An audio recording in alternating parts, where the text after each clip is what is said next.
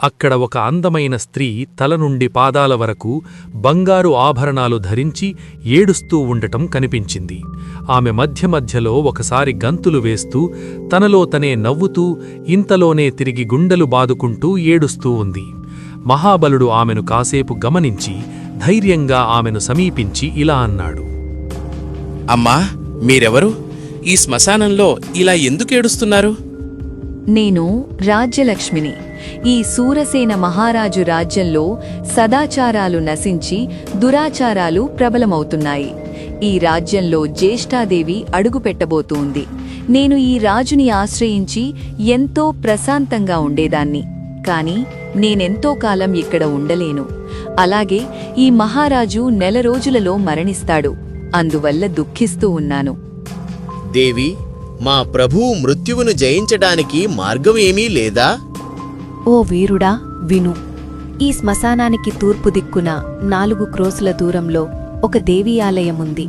నీ కుమారుణ్ణి తీసుకువెళ్ళి ఆ దేవికి బలి ఇస్తే సూరసేనుడు దీర్ఘాయుష్మంతుడై ఈ రాజ్యాన్ని తిరిగి పరిపాలించగలడు. ఇది సత్యం. మహాబలుడు వెంటనే తన ఇంటివైపు ప్రయాణమయ్యాడు. శూరసేనుడు అతణ్ణే అనుసరిస్తూ వెళ్ళాడు.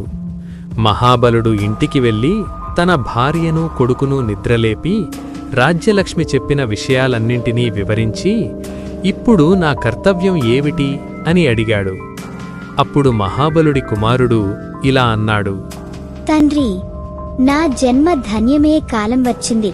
ధర్మాత్ముడు, అన్నదాత అయిన మన ప్రభువును కాపాడటం మన తక్షణ కర్తవ్యం.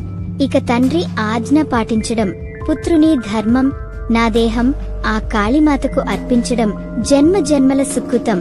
ఈ శరీరం ఎప్పుడో ఒకప్పుడు నశించక మానదు. నా ఈ మరణం వల్ల నా జన్మ సార్థకమవుతుంది.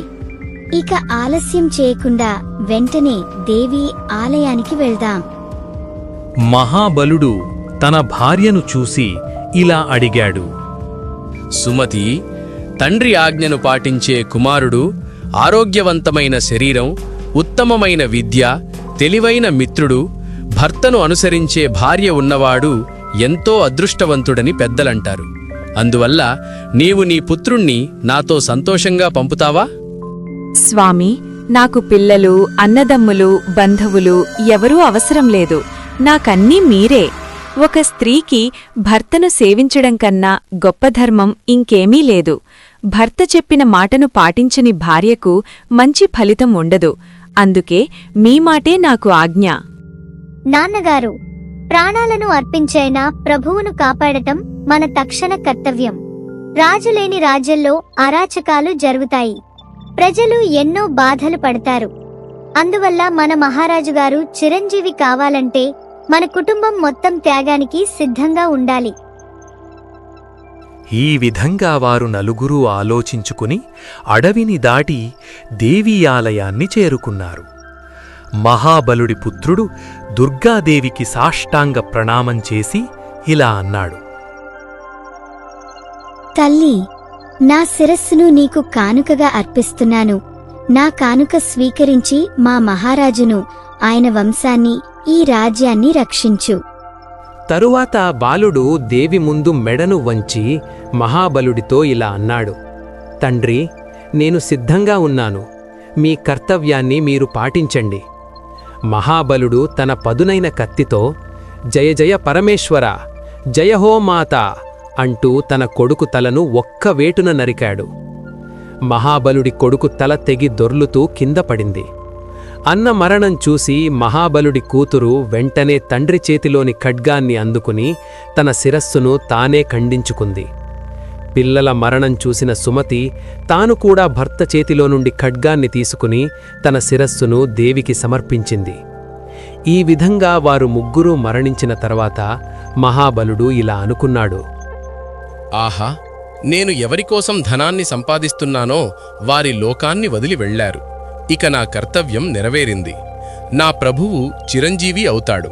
ఇక నాకు ప్రాణాలతో పనిలేదు. ఇలా భావించిన మహాబలుడు తన చేతిలోని కత్తితో పొడుచుకుని ప్రాణత్యాగం చేశాడు. ఇదంతా చాటుగా చూస్తున్న సూరసేనుడు, ఆహా, ఎంతటి స్వామిభక్తి! నా జీవితం కోసం ఇతని కుటుంబం మొత్తం త్యాగాలు చేసింది ఇటువంటి సమర్థుడి కోసం నా ప్రాణాలర్పించినా తప్పులేదు అనుకున్నాడు. వెంటనే తన కత్తిని తీసుకుని శిరస్సు నరుక్కోబోయాడు.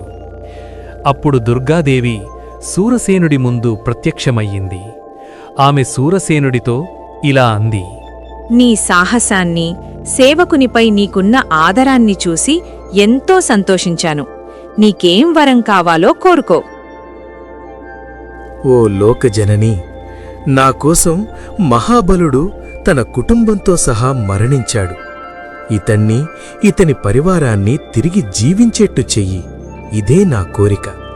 అప్పుడు దుర్గాదేవి ఎంతో ఆనందించి మహాబలుడి కుటుంబాన్ని తిరిగి బ్రతికేట్టు చేసింది. వాళ్లందరూ నిద్రలోంచి లేచి నిల్చున్నట్టుగా మేల్కొన్నారు. సూరసేనుడు మహాబలుణ్ణి కౌగిలించుకుని అతని స్వామిభక్తిని మెచ్చుకుని తన రాజ్యంలో సగభాగం అతనికి కానుకగా ఇచ్చాడు. ఓ విక్రమార్క మహారాజా, ఈ 5గురిలో అసలైన త్యాగశీలి ఎవరు? తెలిసి సమాధానం చెప్పకపోయినా, సమాధానం తెలియకపోయినా నన్ను నీవు నీతో తీసుకువెళ్లలేవు. విక్రమార్కుడు భేతాళ ప్రశ్నకి సమాధానం చెప్పడం మొదలుపెట్టాడు.